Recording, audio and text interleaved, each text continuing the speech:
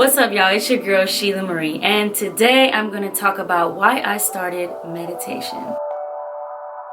As I've mentioned many times all over the internet, sorry mom, I come from a line of women who suffer from anxiety and depression, and there's no surprise that I also have a battle with anxiety and depression.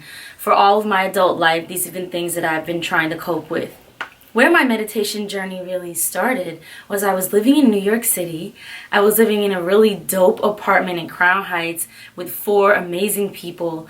I was pursuing my acting career, which is like the dream, and you're living in New York City, and this is where if you can't make it here, you can make it anywhere. So it was like all this pressure to do well and to quote unquote succeed, and this was the thing that was supposed to bring me the most happiness, right? Like, this is your dream, like this is what you want to do, girl, like you're supposed to be loving this.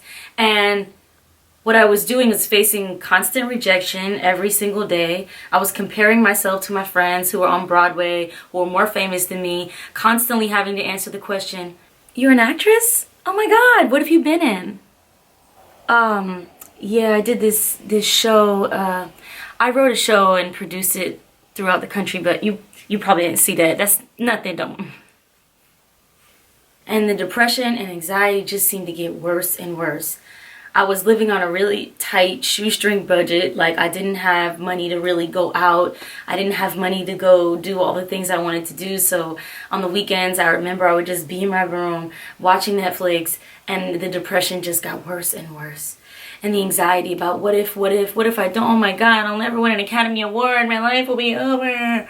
It just really started to get to me, up to the point where the suicidal thoughts would come in. I would just be daydreaming up ways like where you can peacefully end your life.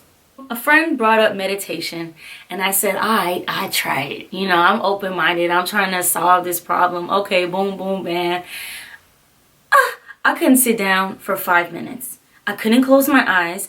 Every time I closed my eyes, it was like that part in a scary movie where you close your eyes and you hear like all these voices. That's how I felt. Like, I just started to hear all the internal dialogue that I was never listening to actually on a conscious level. Subconsciously it's running all the time, but on a conscious level I was never acknowledging this internal dialogue. So the minute I closed my eyes and started to get silence, it all came up, like just a party. Wow, they're all here.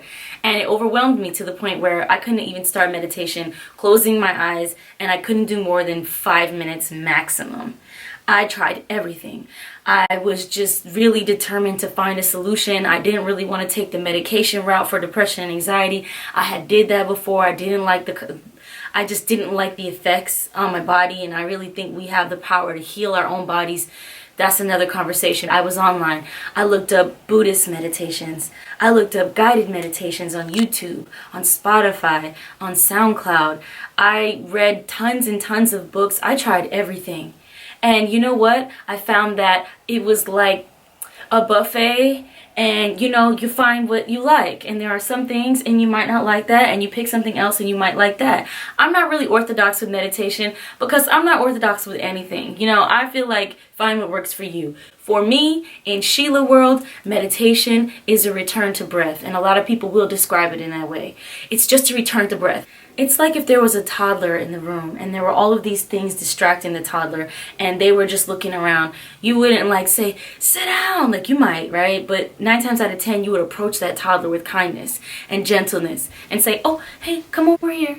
Oh, I know you like that thing, but come back. All right, okay, let's come back. Let's watch the cartoons now." You would give them kindness. And I think that is the thing that meditation started to give me, that started to change my whole experience, my whole sense of self, my whole perception of the world and what it had to offer to me, was that I started to be kind to myself. I started to be friends with myself. And that was a really big deal for me, because I discovered through meditation that I didn't really like myself. I didn't think I was good enough. I didn't think I deserved it. And meditation offered me an avenue to really become friends with myself. That friendship with myself set the tone for all other relationships in my life. And I noticed that my friendships changed. My relationship absolutely changed. And I changed. I also became a better friend because what you give to yourself, you give to others. And if you don't like yourself on a subconscious level, and you can't be friendly with yourself and kind and gentle to yourself on a subconscious level, you also can't do that with other people around you. And nobody want to be around somebody who's judging you all the time. The interesting thing that I found with meditation was that it connected me so deeply to myself that it became universal. And I realized how deeply connected I am to everyone else all the time, whether I honored that or not. And the loneliness, which was also something I was struggling with in New York, because New York is the type of place where you could be in a room full of 1,000 people and you can feel lonely.